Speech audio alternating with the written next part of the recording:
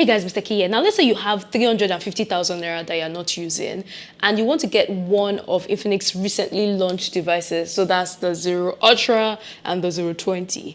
Which one of these two devices would you go for? Now the answer to that question is not so straightforward. So let's get right into it, shall we?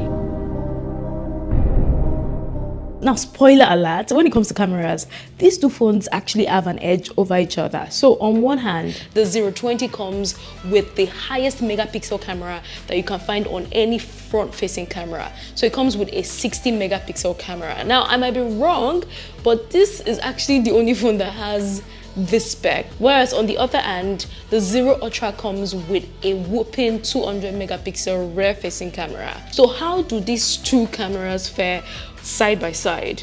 Now the results might actually shock you. So the first test I did was to test out the back camera, specifically the skin tones. Now I shot these pictures using the highest resolution possible. That's the 200 megapixel on the Zero Ultra and the 108 megapixel on the Zero 20.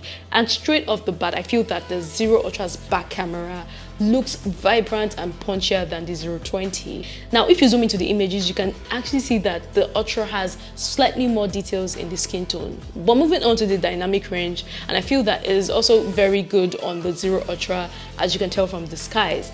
But yes, there is a but.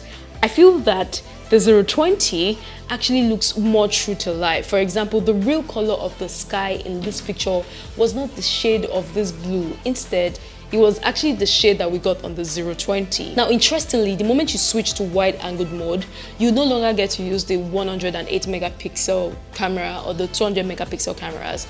And this resulted in the images on both phones looking almost similar. But moving away from that, let's talk about the portrait camera.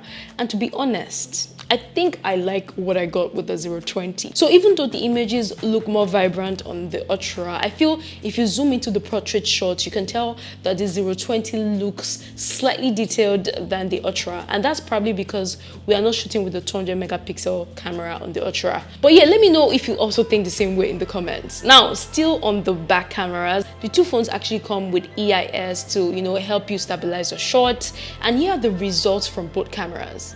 Anyways, in terms of overall dynamic range, the Zero Ultra clearly takes this round. It also takes the crown when it comes to details, vibrancy and saturation. But in my opinion, the Zero 20 did better when it comes to portrait shots.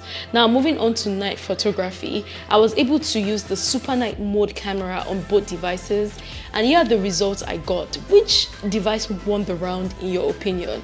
Let me know your thoughts in the comment box. But let's talk about one aspect that the Zero 20 clearly shines over the Ultra. Yeah, and that is actually the front-facing camera. Now, another spoiler alert. I really like the results that I got from the front-facing camera on the Zero 20, especially with good light. I feel that the images look true to life, especially when you compare with the Zero Ultra. I also feel that it lacks unnecessary color adjustments from the software, which is a win in my books. And in my opinion, the pictures taken look detailed and sharp even when you zoom into them.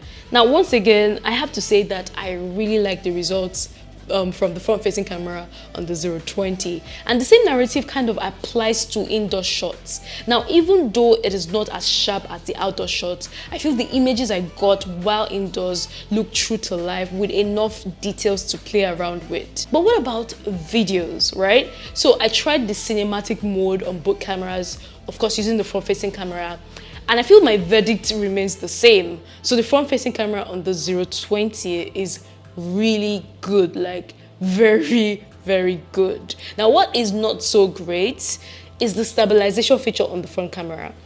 I feel it still needs a lot of software tweaking from Infinix to get that desired result. For one, I feel that the front-facing camera is too zoomed into the face and it doesn't really look as good as I want it to be. But yeah, let's talk about the similarities. And the Zero 20 and the Zero Ultra actually come with the same battery size. So it's a 4,500 milliamp hour battery that got me about 5 hours of screen on time with moderate use. They will also come with the same storage space. So that's a 256 gig of storage that can be expanded. There's also 8 gig of RAM that can also be expanded to 13 gig.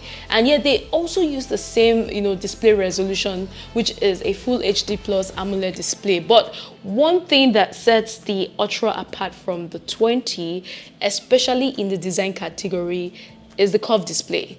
And in my opinion, I feel it makes the phone look really premium and also makes the phone feel really good to hold in the hand, as opposed to the flat display that we are getting on the 020.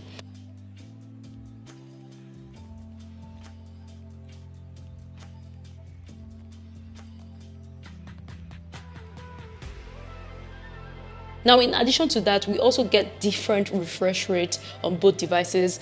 So the 020 Ultra comes with a 120Hz refresh rate as opposed to 90Hz refresh rate on the 20. Now, here's a side-by-side comparison of both refresh rates. And in all honesty, even though there's a difference, I don't think it is something that is like a major deal breaker. But what might actually make you buy the 0 Ultra over the 020 is the fact that you get to charge this phone in 20 minutes as opposed to 56 minutes on the 020. Now, let's talk about performance. But before I touch on that, I'd like to talk about the sound, because there's a major difference between the sounds that's coming from these two devices. But can you guess which of these two phones have the best sound? Now, if your guess is the 020, then you're definitely wrong, because the 020 Ultra actually has a better sound. But don't take my word for it. Listen to it yourself and let me know if you think the same way too.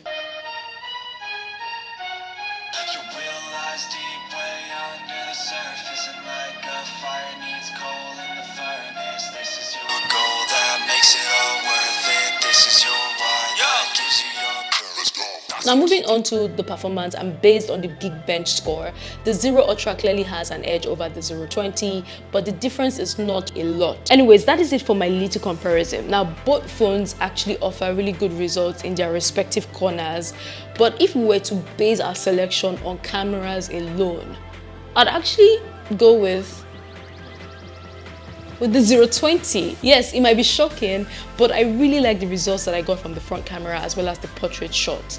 However, there are other factors that make the 0 Ultra a worthy buy, like the fact that we get all of the specs that I've mentioned in this video, including 5G support, by the way.